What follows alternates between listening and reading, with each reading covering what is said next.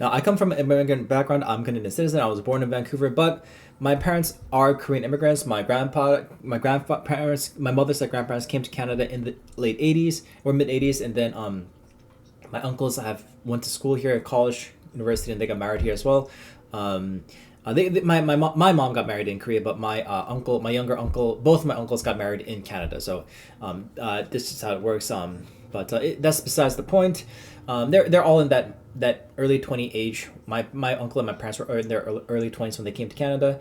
So that's what happened. But in this particular video, I want to address how Canada can address the construction labor shortage via immigration. So now I'm very pro-immigration positive. One of the things that immigrants are not helping out is we have the housing situation that's going on. So to build more houses, we have like a deficit of a few 100,000 houses each year with the population surplus, not enough construction workers actually building the residence areas. So we need more immigrants to come in and build the houses for us. We need general contractors. Now we need engineers, healthcare workers. Those are also other things. And from my understanding, there's a lot of certain sectors in the economy like food and hospitality industries that need a lot more people as well. So we can give temporary immigration status for those. Construction workers is unfortunately going to be one of those things that we're going to have to aim for temporary immigration status. We want long-term immigration status for doctors, engineers, nurses, highly technical skills, because those people cost the public healthcare system less in Canada, which they will get if they become permanent residents and then green card status and then permanent citizens. But construction workers, we want to use their labor. Hopefully they get a lot of remittance for their country of origin, and we want to send them back.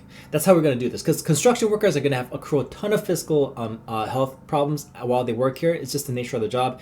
I wish I could work healthcare. I wish I could work at full job. Both of my shoulders are messed up. I can't even jog. My neck and breathing is messed up as well. So I have a lot of health injuries. I can't act. I am barely able to lift weights. I don't even go to the gym. I work out at home because going to the gym is just not fun for me because I can't work out I can't use many of the equipments. Having said that, as you can tell, I probably cost the Canadian healthcare system quite heavily. Okay, I'm sorry it happened. You know, if you can watch my previous videos of what happened, like I had uncontrollable panic attacks for multiple decades of my life. It was not that fun, and I accrued a lot of injuries, both mentally, emotionally, and physically as well. So I'm working there to improve it. I have a few sales funnels that I'm working on.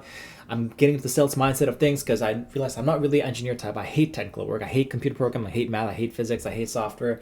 I like communication and marketing. That's my kind of passion.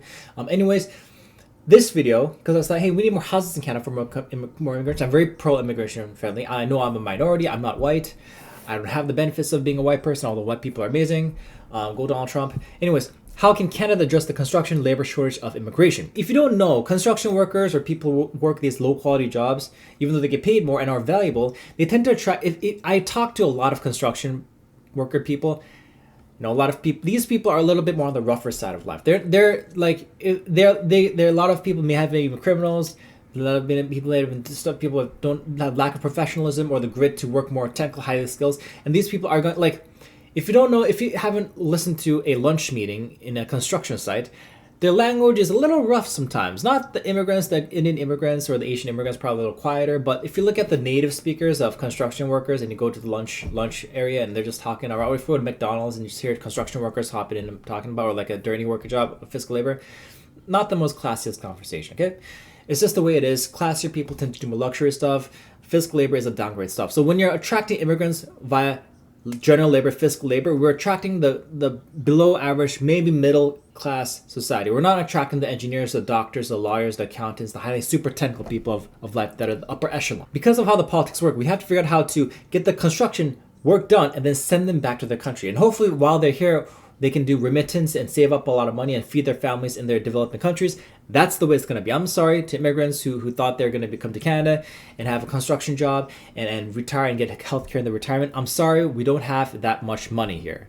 So we're going to have to save up money, take care of your body, eat healthily, don't get injured while you're in Canada, because if you get injured, you're gonna not be economically valuable. Your visa's gonna expire, and you're gonna expire with it before the Canadian system allows you into the green card status entry. Okay, so we as Canada, we have to figure out how to give our resources away in a way that helps our economy. If we have a ton of construction workers and then after a few working for us, they get injured and they start leeching off the Canadian public health system, guess what? Public health system is going to go away. Okay, so to protect our economy, to protect our public healthcare system, we're going to attract and to build more houses so we can have more immigrants for long-term status immigrants like engineers, doctors, lawyers, accountants, the smart people, the engineers, software engineers, architects, the upper echelons of highly intelligent people who work with their minds, who will cost the healthcare system much, much, much less, so that we can also have a lot of, by the way, engineers make more money because they're the backbones of any country's economy, okay? So we're gonna have more smart people making more money and less strain on the healthcare system. That's how we should screen for immigration. So if you're going to Canada, come to Canada with physical labor, we want you here, you're going to work hard, you're going to go back to your country. That's what it's going to be. Sure, if some people, if you really get good and you get promoted to foreman, your own construction manager, your own construction business in Canada, because you're that good at business and physical labor, then we want you here. But for the majority of, for the 95% of the percentile of construction workers that come to Canada through immigration, we're going to have to send you back. Anyways, public health care is paramount, is the strength of the middle class, but access to it cannot be given lightly to immigrants because of their sheer costs associated with it. Anyways, that's what I think we should do. There's many other sectors of the economy that has labor shortages, but the construction worker is one of them because it helps build more houses, and building more houses is important to have more immigrants. I'm very pro-immigrant. Let's do it the legal way. I don't want any illegal immigration here. We don't want that. We want legal immigration. We want to have a strong economy. So let's bring to Canada brain drain and labor drain from the rest of the world of all the forces of economic power that we need to drive our economy furthermore, to reach new heights. Okay, so that's my objective of how we as Canadians can help use immigrants. You know, I know I look like an immigrant, but that's how we can help immigrants support the Canadian economy, make the long-term valuable ones stay for green card and citizenship status, and send the ones that are temporarily here for the physical labor back to their countries of origin, so the Canadian economy can get a boost. And there's no labor shortage for critical areas because we have a huge construction worker shortage in Canada, from what I understand. And we also, you know, if you want to go to live in rural areas and work in healthcare, that's also needed too. So there's different sectors of the economy that we need to support, and we need to target specifically. We have immigrants to come to Canada to help the economy, not to drain it. That's the name of the game. Immigration is a versatile tool when use it to boost the economy. So let's boost the economy and not bring it down. Anyways, I don't know where I'm going with this, but I'm just very pro immigration, as you can tell, and we have to do it in a way that helps the economy grow. So let's focus on that. Let's not focus on the negatives. Let's not focus on the shrinking of the economy. Okay, I'm sorry. That's the way it's going to be. We have to improve the economy, not make it shrink. And I'm also pro-immigration positive. So let's help immigrants come to Canada for the areas that we need them. And I don't want to hear about some systems like having Indian doctors come to Canada and driving around Uber because they have like education systems not properly worked. If a doctor comes from India, at the minimum, they should be working as an LPN, hopefully a registered nurse. LPN is like a lower status nurse, like a two-year nursing student. Registered nurse is the 4-year bachelor degree. We need, if a doctor comes to Canada, at the minimum, they should be working as a registered nurse, going on back to their doctor track, or hopefully getting their DNP, which is the Doctorate of Nursing program. So education is paramount. We have to value STEM engineering. If you're in liberal arts, I'm sorry, you are not needed. Your degree is worthless, okay?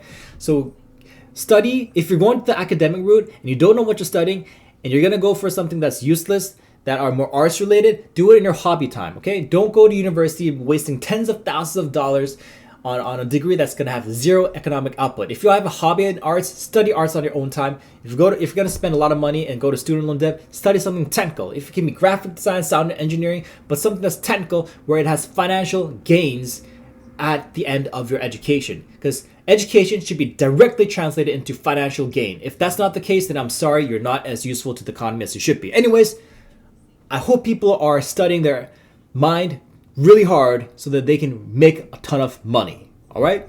I'm working on my sales funnels. I like sales and marketing. I'm going really hard on this. I have a few things that I'm working on. I may talk about it in the future, but this video was a video on how Canada can address the construction labor shortage via immigration. I hope you guys enjoyed this video. Please leave a comment down below. I want to see what you guys think, and let's improve the economy.